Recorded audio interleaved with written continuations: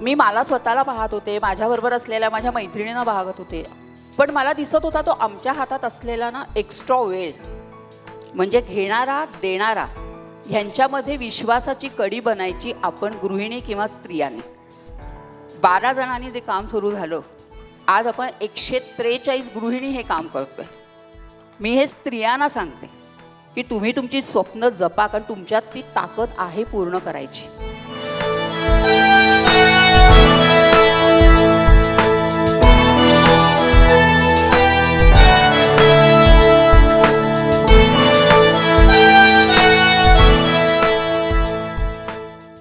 मी एक 32 वर्षाचा संसाराचा अनुभव असलेली एक सरळ साधी गृहिणी, म्हणजे अगदी सगळी सुख हात जोडू उभी आहेत, तक्रारीला फारशी कुठे जागा नाही आहे, पण तरी पण मनात ना प्रचंड बेचैनी असायची.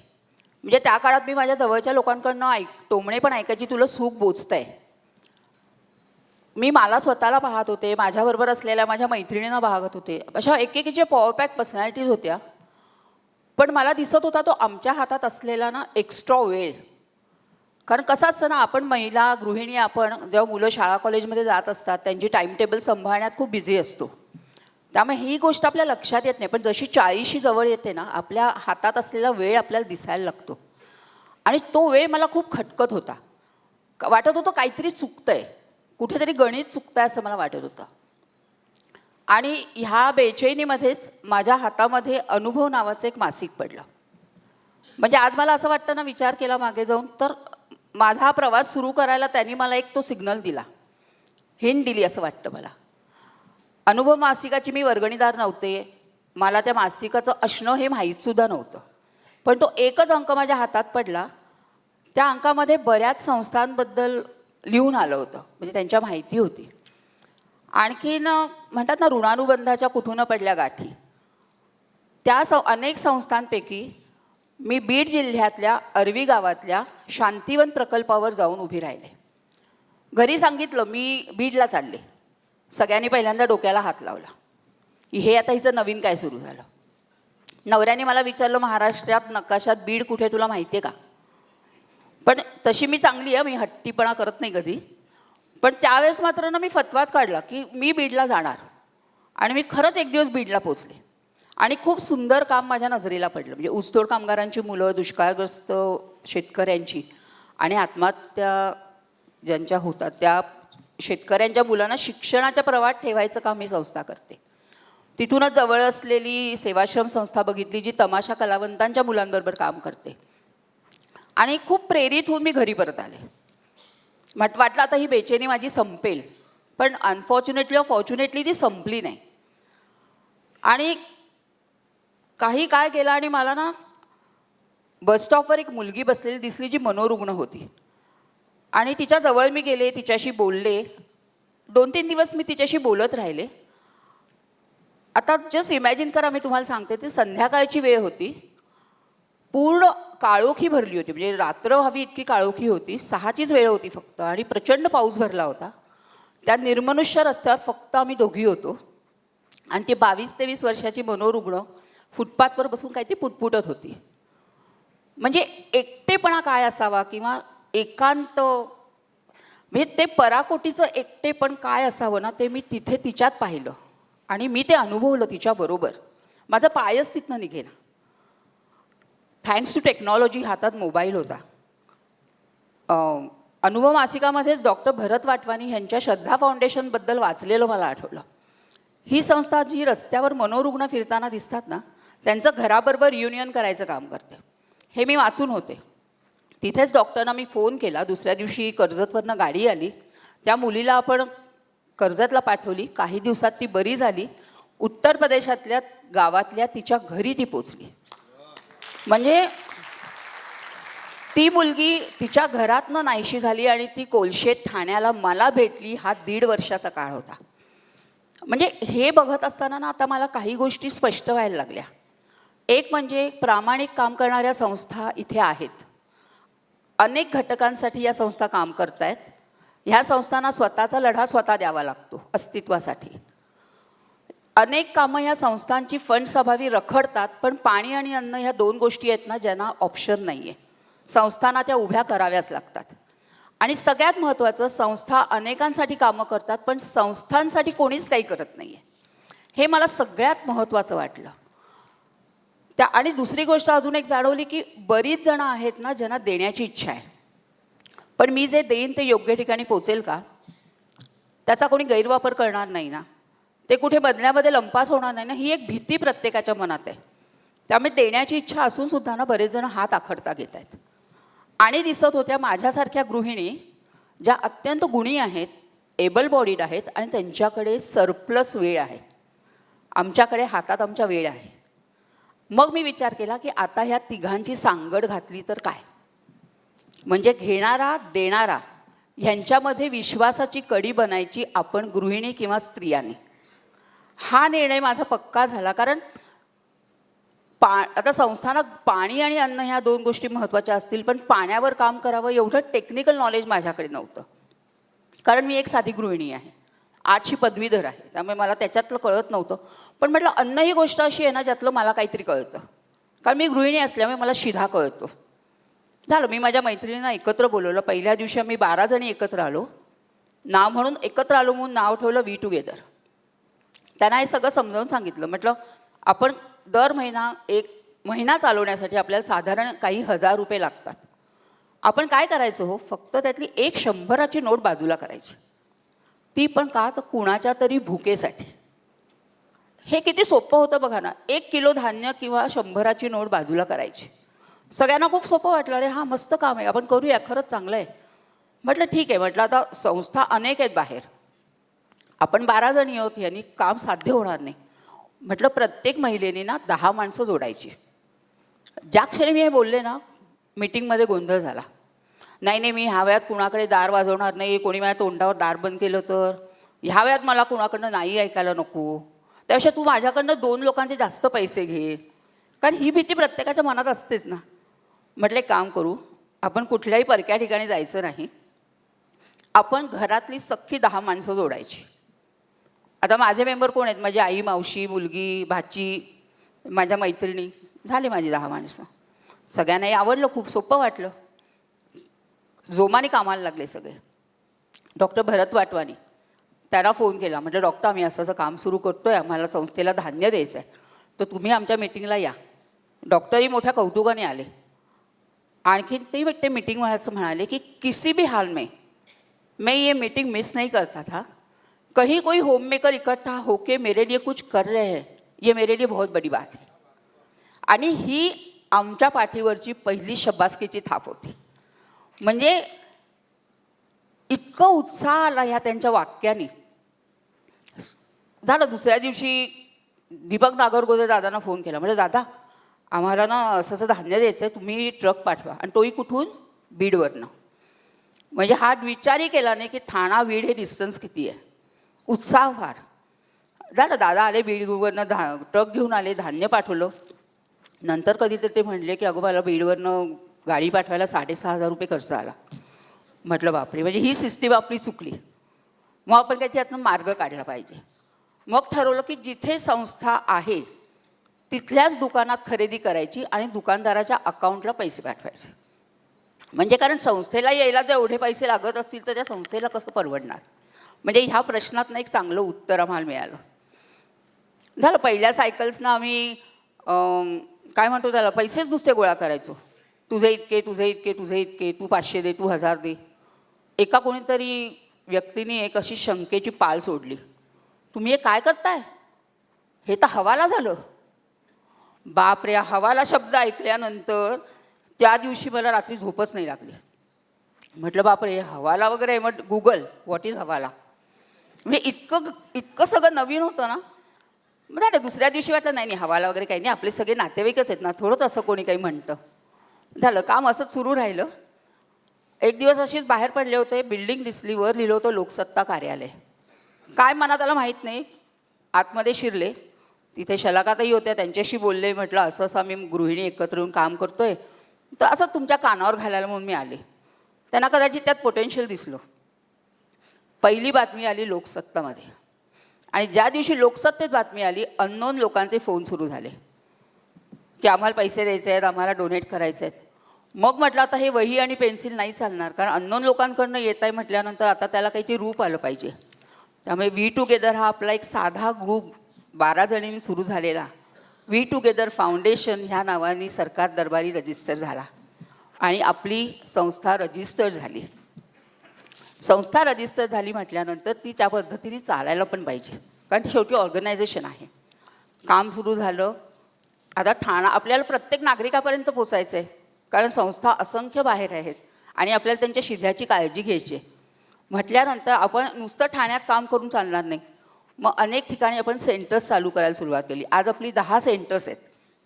म्हणजे एका ठिकाणी जे काम सुरू झालं तिथे आता आपली 10 ठिकाणी कामं चालतात.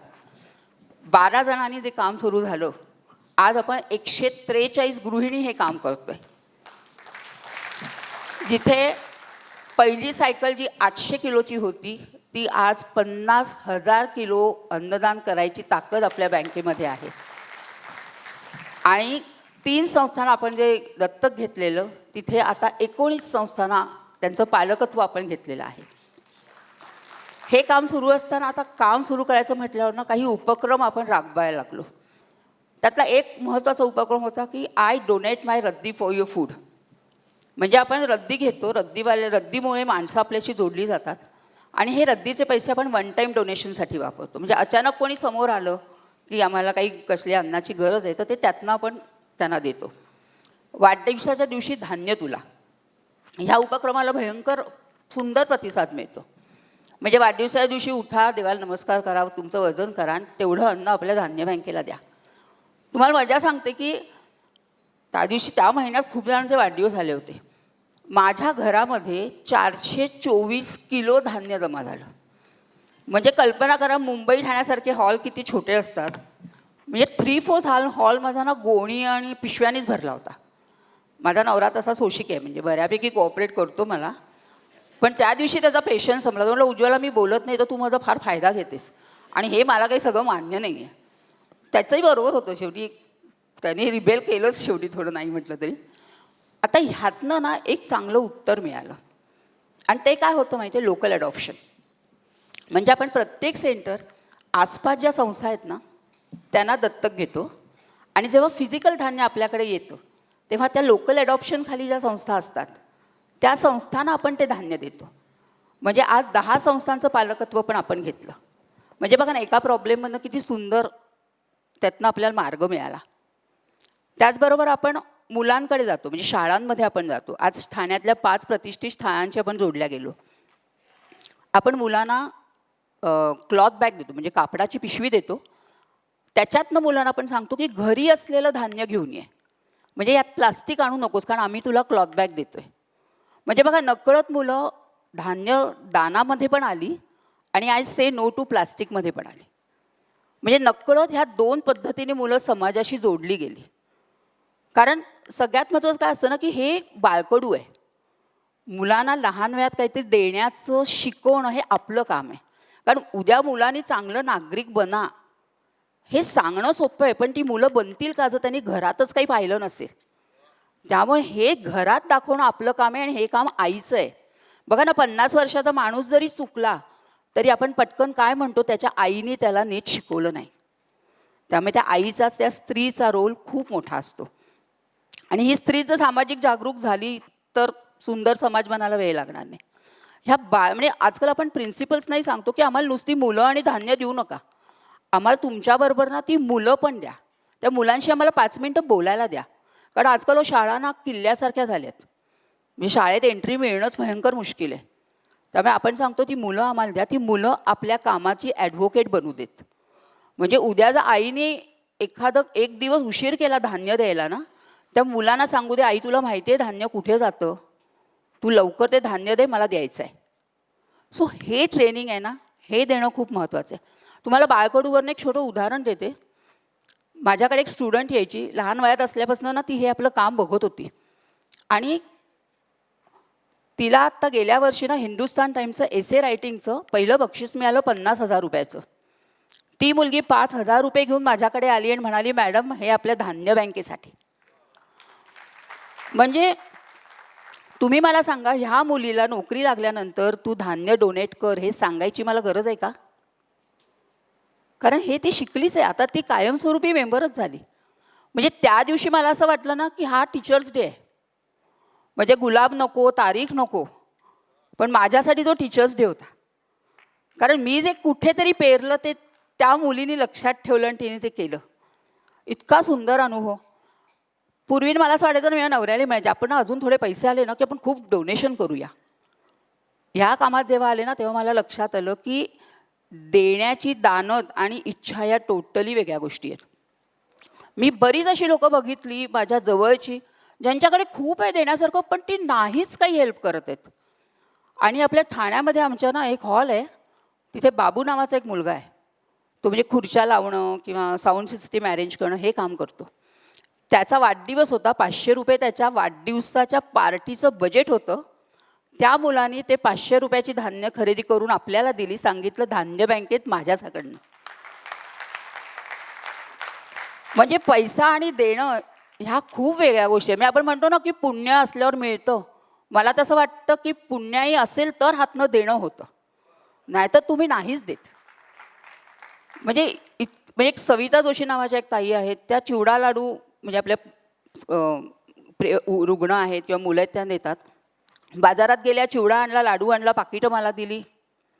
घरी 4 मैत्रिणींना बोलवतात, चिवडा बनवतात, लाडू बनवतात आणि स्वतःच्या हाताने केलेला मला आणून देतात.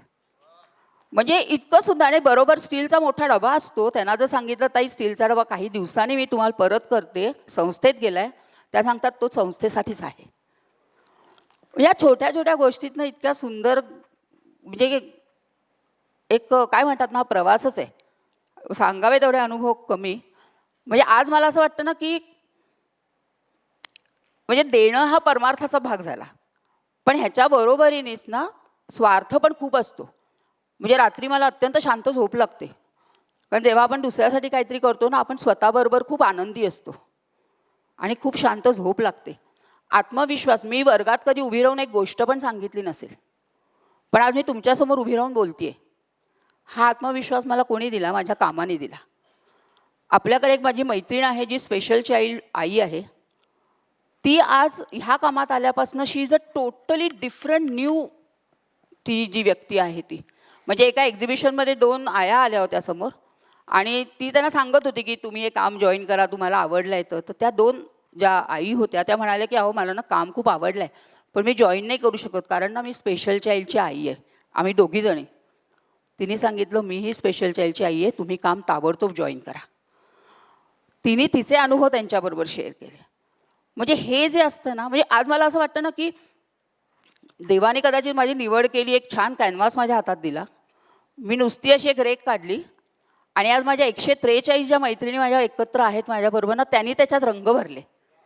म्हणजे प्रत्येकजण ना आपले गुण घेऊन आले, आपली पर्सनॅलिटीज घेऊन आले, आपले एक्सपिरियन्सेस घेऊन आले. म्हणजे कोणी त्याच्यामध्ये कॉम्प्युटर्स आणले, माझ्या हातातलं पेन आणि वही काढून घेतलं, कोणी लेखणी घेऊन आलं, कोणी त्यांची क्रिएटिव्हिटी घेऊन आलं, कोणी त्यांचा उत्साह घेऊन आलं, कोणी इव्हेंट मॅनेज करायचे स्किल घेऊन आलं आणि इतकं सुंदर मास्टरपीस आता तयार होतं आहे असं मला वाटतं. म्हणजे म्हणायला आम्ही टेक्निकली 7 कोर मेंबर आहोत आपल्या ग्रुपचे, पण ह्या आपल्या कामाचा जो इसेन्स आहे ना, त्या इसेन्सचे जे मेंबर आहेत ना ते आपल्या 143 महिला आहेत. त्यांच्यामुळेच आज हे काम इतकं सुंदर आपलं चालू आहे. आता ते इतकं सुंदर काम चाललं आहे म्हणजे काय म्हणतात ना त्याला, गुलाबाच्या पाकळ्यांवरचा प्रवास वगैरे असं काही नाही आहे. घरी थोडंसं करावंच लागतं, लढाई असते थोडी थोडी. कारण कसं असतं ना, एखादी गृहिणी 24 तास घरात असते, तिला घराशिवाय दुसरं विश्व नसतं, पण कधीतरी अचानक तिला तिचं जगणं येतं, तिला तिचे मीटिंग्स येतात, तिला तिचं काहीतरी ॲक्टिव्हिटीज येतात. ते घरातल्यांनाही समजून ॲडजस्ट करायला वेळ लागतो, त्यामुळे तो त्यांना द्यावा लागतो. हळूहळू तेही आपल्या रंगात रंगायला लागतात, हे मी तुम्हाला नक्की सांगते. आणि सगळ्यात महत्त्वाचं म्हणजे जे मला असं वाटतं ते की प्रत्येकाने ना आपल्या मी टाईमला महत्त्व दिलं पाहिजे. म्हणजे माझ्याबरोबरचा वेळ, आता मी खूप पहाटे उठते 3:30-4ला. माझ्याबरोबरचा जो वेळ 1 तासाचा मी घालवते ना, म्हणजे त्या कॉफीच्या कपाची किंमत हे आज आपली धान्य बँक आहे. कारण त्या वयाच्या स्वप्न जी आपण पाहतो ना, आता प्रत्येकाचा मी टाईम वेगळा असतो, पण तो प्रत्येकाने काढा आणि काढाच. कारण मी धान्य बँकेचं स्वप्न पाहिलं, असंख्य अनंत स्वप्न ह्या आसमंतात आहेत. आणि ही स्वप्न प्रत्येकाने आपली आपली शोधायचीत. आणि जर नेटाने त्याचा पाठपुरावा केला ना तर ती स्वप्न पूर्ण होतात. विशेष करून मी हे स्त्रियांना सांगते की तुम्ही तुमची स्वप्न जपा, कारण तुमच्यात ती ताकद आहे पूर्ण करायची. त्यामुळे ती अशीच जाऊ देऊ नका. ती एनर्जी, ती पॉवर ह्याच्यात घालवा, तरच म्हणजे एक माणूस दुसऱ्या माणसासाठी काहीतरी करतो ना तेव्हा सुंदर समाज बनतो. हे मला मनापासून असं वाटतं. म्हणजे ते धान्य बँकेचं अगदी थोडक्यात तुम्हाला मी एक कसं असतं काम त्या दृष्टीने सांगते. समजा आपण इथे एक 100 जण आहोत आत्ता असं गृहीत धरू, आणि इथल्या 100 जणांनी आपण प्रत्येकाने ठरवलं की मला 1 किलोचं अन्नदान करायचं आहे महिना. आणि आपण सगळ्यांनी ठरवलं हे प्रत्येकाने 1 किलोचं अन्नदान म्हणजे 12 किलो करणार आपण. 100 जणं आहोत आपण. आपण कॅल्क्युलेट केलं तर 1,20,000 आकडा जातो. बरोबर ना? 1200 गुणिले 100, एक 40 रुपयाचं जरी आपण आत्ता तांदूळ म्हटला ना, या क्षणी इथे आपण सगळे बसलोय ना, ऑन पेपर 5 मिनिटामध्ये आपण आत्ता सगळ्यांनी इथं 3,000 किलो धान्य गोळा केलं आणि कोणीही खुर्चीतनं हललंसुद्धा नाही आहे. म्हणजे इतकी जर आपण सगळे एकत्र आलो तर काम करायची शक्ती वाढू शकते. धान्य बँक हा प्रवास आहे, त्याच्यामुळे त्याला शेवट नाही आहे. हा प्रवास चालूच राहणार आहे, कारण भूक जोपर्यंत आहे तोपर्यंत धान्य बँकचं अस्तित्व आहे. प्रवास संपणार नाही, हा प्रवास असाच चालू राहणार आहे. आणखीन मी आज अगदी कौतुकाने आणि अभिमानाने सांगू शकते की कदाचित महाराष्ट्रातली नाही, देशातली नाही, तर ह्या जगातली ही पहिली बँक असेल जी आपल्यासारख्या जनसामान्यांनी चालू केली आणि या देशाला परत सुपूर्द केली. या देशाच्या लोकांसाठी परत आपण ती बँक त्यांना परत केली. धन्यवाद.